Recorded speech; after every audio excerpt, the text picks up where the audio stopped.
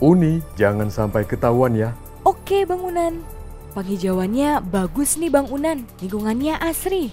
Uni, coba perhatikan ke jalur masuk. Apa yang kau lihat? Wah, gedungnya tidak dilengkapi jalan akses khusus untuk penyandang disabilitas nih, Bang Unan. Ayo kita cek ke dalam. Siapa tahu masih banyak yang kurang memenuhi standar nih. Yuhuu!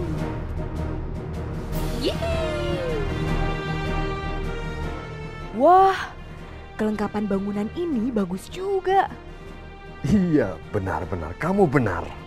Ada ruangan untuk ibu menyusui, pemadam kebakaran, serta akses untuk kondisi darurat. Iya, lengkap sekali. Uni, coba perhatikan lantainya. Sepertinya ada yang tidak beres. Gawat juga ya, Bang Unan. Lantai bagian atasnya kurang kokoh. Wah, baru sedikit getaran sudah membuat lantainya retak. Bagaimana kalau gempa bumi? Bisa-bisa runtuh gedung ini. Pastikan setiap bangunan Anda aman, sehat, nyaman, dan mudah, serta tahan gempa, kuat, dan siaga kebakaran. Iya, harus itu.